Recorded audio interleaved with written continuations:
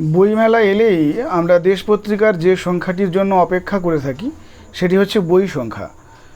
বই সংখ্যা দেশ পত্রিকার একটি যথেষ্ট রকমের গুরুত্বপূর্ণ সংখ্যা। দাম দেখছেন আপনারা।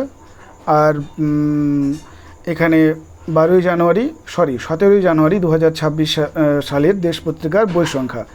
বইমেলা এলেই যে কথা বলছিলাম একটু আগে, আমাদের এই গ্রন্থের কথা মনে পড়ে, কেননা অনেক তথ্য বইমেলা সংক্রান্ত যে বছরই প্রতি বছরই বেরোয় বইমেলার সময়।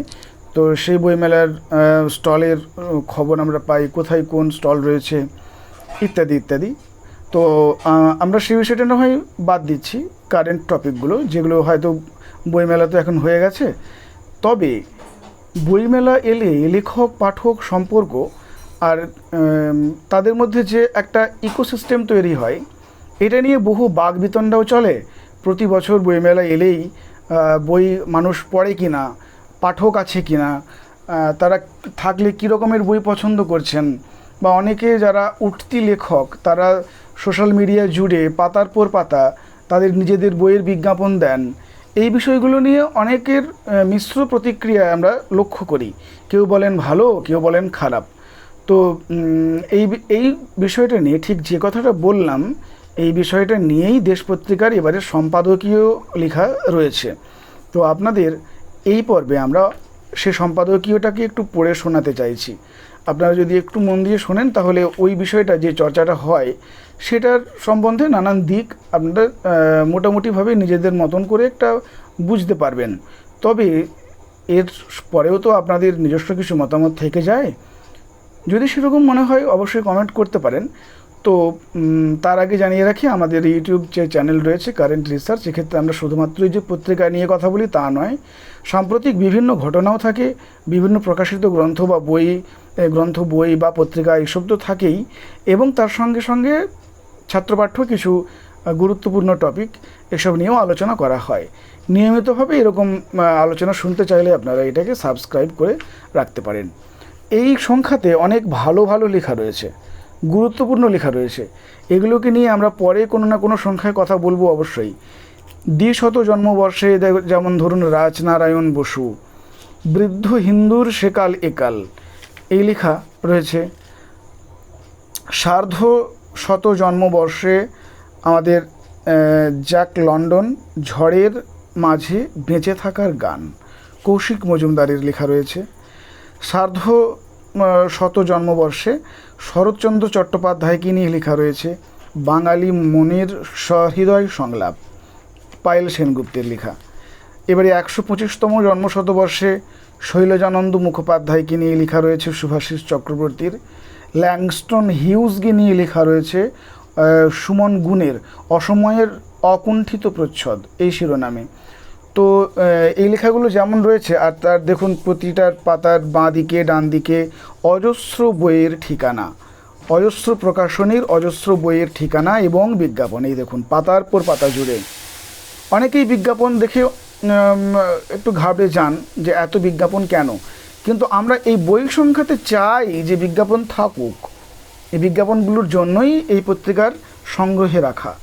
125তম জন্মশতবর্ষে সুধীন্দ্রনাথ দত্ত, কাব্য সৃজনে শ্রমশীল অভিনিবেশ, সুধীর দত্তের লেখা। আবার জন্মশতবর্ষে মহাশ্বেতা দেবী, ঝড়ের আগে চিল, ছায়া মিত্রের লেখা। এরকম বহু গুরুত্বপূর্ণ লেখা রয়েছে। যেমন ধরুন আমার প্রিয় দাড়িও ফোয়ের কথা রয়েছে। তপন রায়চৌধুরীর কথা রয়েছে সুরঞ্জন দাসের কলমে। অ্যালেন গিন্সবার্গের কথা রয়েছে। আবার মনীন্দ্রগুপ্তেরও কথা রয়েছে। তো এই সমস্ত লেখাগুলো নিয়ে কোনো না কোনো সময় আপনাদের সঙ্গে কথা হবে। মিশেল ফুকো, সুকান্ত ভট্টাচার্য। তো আজকের পর্বে আমরা যে কারণে এই ভিডিওটি করা, সেটি হচ্ছে এই সম্পাদকীয় পাঠক লেখক যে ভাবনা, যে কথা একটু আগে বলছিলাম আপনাদের, সেই লেখাটা একটু পড়ব। এবং এই লেখার পরিপ্রেক্ষিতে আপনাদের যদি কোনো মতামত থাকে, যদি কিছু জানাতে চান, তাহলে সেটা কমেন্ট করতে পারেন। শিরোনাম হচ্ছে নিবিষ্ট আলোক স্তম্ভরক্ষী। নিবিষ্ট আলোক স্তম্ভরক্ষী। আবার সে এসে পড়ল।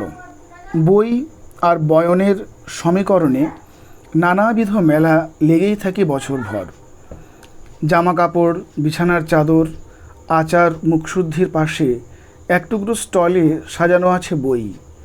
এ তো অনেকেরই চোখে দেখা, কিন্তু বছরভর অপেক্ষার পর এই যে কেবল শিরোনাম জুড়ে থেকে যায় বই শব্দটি, তার একটি আলাদা আকর্ষণ আছে বই কি। এখানেও নিশ্চয়ই থাকবে তেলেভাজা জলরং ছবি কিংবা সেলাইয়ের ডিজাইন, তবে প্রধান বিপণনের বস্তু বই।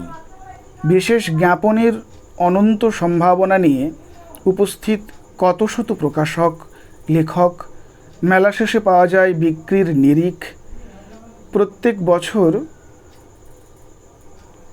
প্রতি বছরই কোটি কোটি টাকার বই সংগ্রহের কথা শোনা যায়।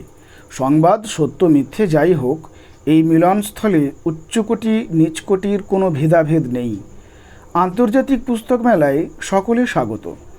ভিড় বাড়ানোর প্রস্তুতি অবশ্য চলতে থাকে শহর মফস্বলে নানা ছোট ছোট বইমেলা ভ্রমণের মধ্য দিয়ে। আর এই বিরাট রঙ্গমঞ্চে ঘুরতে ঘুরতে মনে পড়ে যেতে পারে ছাত্রাবস্থায় পাঠ্যক্রমে অন্তর্ভুক্ত একটি গল্পের দু একটি লাইন। বিভূতিভূষণ মুখোপাধ্যায়ের ফুটবল। আবার সেই ফুটবল আসিয়া পড়িল, কদিনই বা বন্ধ ছিল, অর্থাৎ আবার বইমেলা আসিয়া পড়িল। ফুটবল গল্পের শেষে পাঠক জানেন ধুমধুমার মারপিট বেঁধে গিয়েছিল বন্ধু বান্ধবদের মধ্যে। আর বইমেলা জুড়ে হাতাহাতি না হলেও প্রায় সমধর্মী লড়াই বেঁধে যায় সোশ্যাল মিডিয়ায়। কদিনই বা বন্ধ ছিল। লেখক কেন নিজের বইয়ের বিজ্ঞাপন দেবেন, কেন বলবেন দেখা হবে অমুক স্টলে 6টার সময়, কেন লিখে জানাবেন বইয়ের প্রথম সংস্করণ সমাপ্ত, কেনই বা কেউ ফিশ ফ্রাইয়ের ছবি দিয়ে পোস্ট করবেন বইমেলা ঘুরে এলাম। অভিযোগের পর অভিযোগ জমা হতে থাকে, চলতে থাকে বাঁধ ভাঙা কটূক্তি। শব্দ, বাক্যগ্রন্থ আর এহেন নানা রঙের সরু মোটা সুতো নিয়েই প্রতি বছর বুনে তোলা হয় বইমেলার বাস্তুতন্ত্র। মনে পড়ে যায় টেক্সট আর টেক্সটাইল, দুই শব্দের উৎসগত ফারাক সামান্যই। দুইয়ের মূলেই আছে টেক্সচার, টু ওয়েভ। শব্দের পর শব্দ বুনে তৈরি হয় টেক্সট, আর বিবিধ বস্ত্রে সজ্জিত মানুষ তারই খোঁজে পা রাখেন বইমেলায়। কোমর বেঁধে এগিয়ে চলে মেলা। নির্বাচন বা গ্রহণের স্বাধীন অধিকার যদি থাকে ক্রেতার, লেখক বা প্রকাশককেও দিতে হবে সমান জমি। তারা বিজ্ঞাপন করতেই পারেন, আপনি তা উপেক্ষা করতে পারেন, আগ্রহীও হতে পারেন, কিন্তু তার সরব এবং রুচিহীন বিরুদ্ধচারণের প্রয়োজন আছে কি কোনো? তার পরিবর্তে কি করা যেতে পারে? খুব সহজ এক উত্তর রয়েছে, পাঠ, রিডিং। শব্দ শব্দ শব্দ বলেছিল হ্যামলেট। যেমন আপনার ইচ্ছে করছে পড়তে থাকুন সেই সব বই। বইমেলার মরশুমে আরও বেশি করে হোক পাঠ অভ্যাস। স্মরণ করুন স্যার রিচার্ড স্টিলের সেই বিখ্যাত উক্তি, reading is to the mind what exercise is to the body বডি। আর এই মস্তিষ্ক সঞ্চালনের জন্যই তো সাজানো আছে বই, অসংখ্য, অগণিত। এবং ষষ্ঠ মনের আরও খানিক ব্যায়ামের জন্য পাঠকের হাতে তুলে দেওয়া হলো দেশ পত্রিকার এই বিশেষ বই সংখ্যা, যার জনাদর নেহাত কম নয়। বিমলকর এক স্মৃতিচারণে মনে করিয়ে দিয়েছিলেন বাঙালি সমাজের চিন্তা ও সূক্ষ্ম শিল্পরুচির নেপথ্যে রয়ে গিয়েছে দেশের অবদান, এবং ভবিষ্যতের ক্ষেত্রেও তিনি ছিলেন আশাবাদী। বই সংখ্যা পাঠকের মগজ ও মনের খোরাক যোগায়। ছুঁয়ে যায় সেই সব কৃতি সাহিত্য সাধকের জীবন ও কাজ, যারা জন্মগ্রহণ করেছিলেন আজই হতে 100, 150 অথবা 200 বছর আগে। লাইট হাউস থেকে সমুদ্রে বহু দূর ছড়িয়ে পড়ে আলো, দেখায় পথ। আমরা এগিয়ে চলার চেষ্টা করি সেই দিক চিহ্ন ধরে। হয়ে থাকতে চাই নিবিষ্ট আলোক স্তম্ভরক্ষী। আমার খুব ভালো লেগেছে এই সম্পাদকীয়, নিবিষ্ট আলোক স্তম্ভরক্ষী শিরোনামে যে সম্পাদকীয়, এটা খুব ইচ্ছে করলো আপনাদের সঙ্গে শেয়ার করতে, পড়তে। তাই আপনাদের সঙ্গে এই সংখ্যার সম্পাদকীয় লেখাটি নিয়ে আলোচনা করলাম। আর দেশের বই সংখ্যা তো যথেষ্ট একটি মূল্যবান সংখ্যা, সংগ্রহযোগ্য একটি সংখ্যা। তো পরবর্তী ক্ষেত্রে এই গ্রন্থেরই অন্য কোনো লেখা নিয়ে যদি কথা থাকে তখন আপনাদের সঙ্গে আবারও কথা বলবো। আর আপনাদের যদি এই বইমেলার ইকোসিস্টেম নিয়ে কিছু নিজস্ব মতামত থাকে অবশ্যই আমাদের কমেন্ট করে জানাতে পারেন। আজ তাহলে এই পর্যন্তই।